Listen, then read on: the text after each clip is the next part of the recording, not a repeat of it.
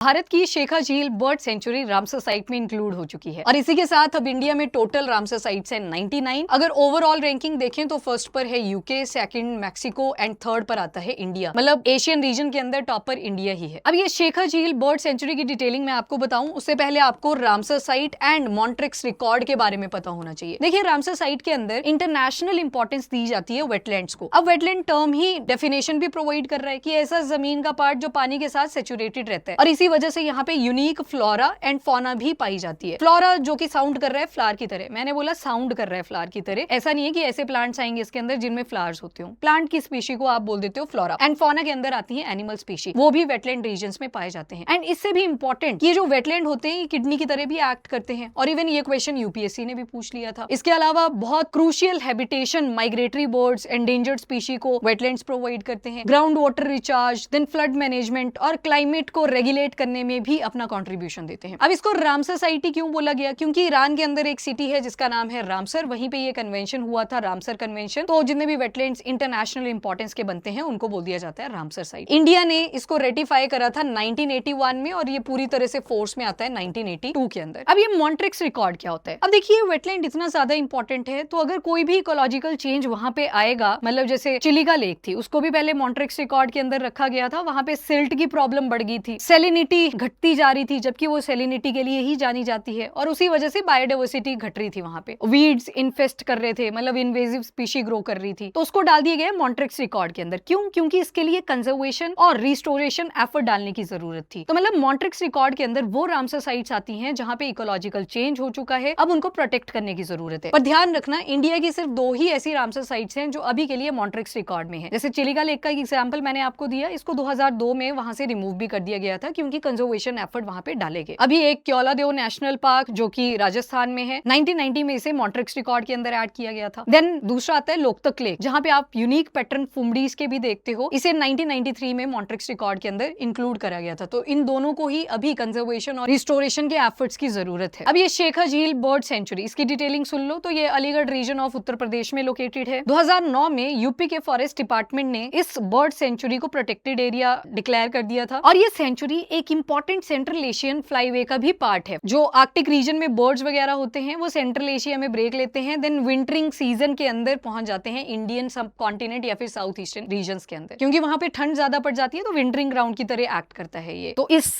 झील के पास में वो बर्ड्स आ जाते हैं। कुछ इंपॉर्टेंट बर्ड स्पीशी यहाँ पे मिलेंगी जैसे bar headed goose, painted stock etcetera. अब आप मुझे बताना, एक कोपरा जलाशय भी रामसर साइट बना था, ये कौन सी स्टेट के अंदर लोकेटेड है?